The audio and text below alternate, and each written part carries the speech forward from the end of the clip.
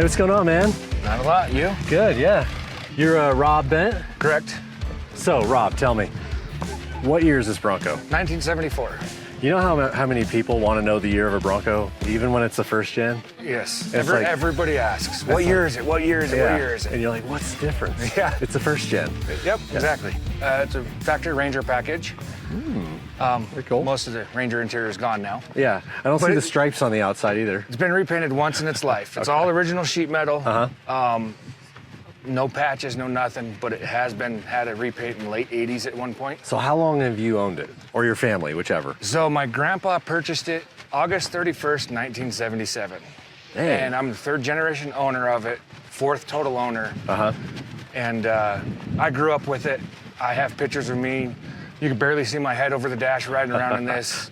And then my grandpa couldn't use it anymore, and my dad bought it, and then my dad sold it to me, and it's a family heirloom, and it's not going anywhere. So I noticed you've got some really sweet suspension area. Have you recently done some things to make Yes. this even more of a off-road vehicle? Yes. In December, I did the Dual Sport 4-link on this thing. Excellent. And it changed the abilities tenfold.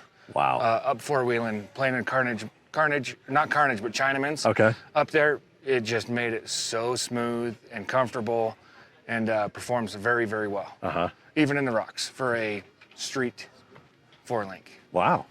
So Yeah, because this has got the same DNA as the James Duff Extreme 4-link. Correct. But it has some different features that allow it to be more street friendly. How are you liking the new MS 2020 shock package? it's great. Great. Very good ride. They're only on the back, but it's a very smooth ride and very well upgrade over the old dinosaur shocks that you can get previously. So you're happy to get those leaf springs out of the picture? Yeah. Right on. How was the install?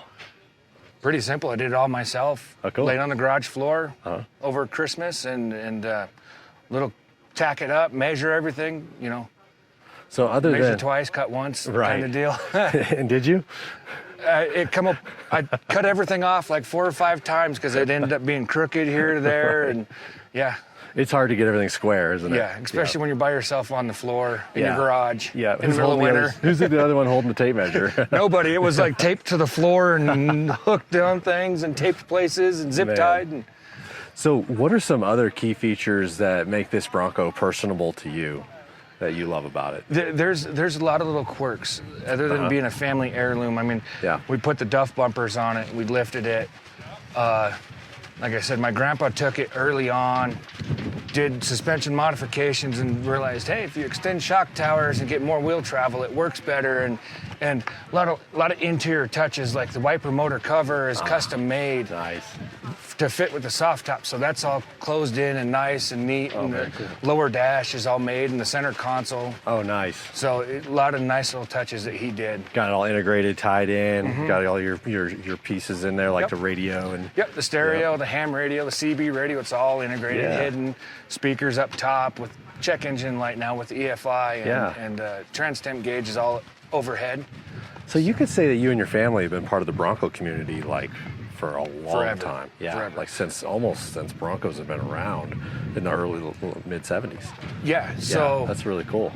when my grandpa passed away in March and we were going through his stuff, I found some of the old Duff stickers and stuff because he ordered stuff from you guys back in the day when you were very cool. I think it was when you were in California still. So what kind of drivetrain do we got in this? It's a 351 Okay. Windsor with the Explorer EFI, aluminum heads, and 4R70W with a stock Dana 20, 513s, and ARBs front and rear. 35 1250s on a 15x10. Yeah, this is a great ride and very capable, but also totally street friendly. Yeah, I mean, Excellent. I've put this summer alone with this suspension on it, I've put right around 3,000 miles on it, and about 600 of it has been dirt and wheeling.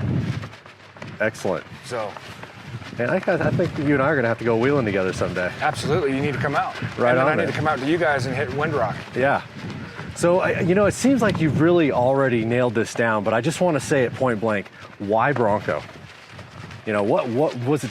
You're probably going to have to answer for your grandfather at this point, right? Yeah, so actually started with my dad.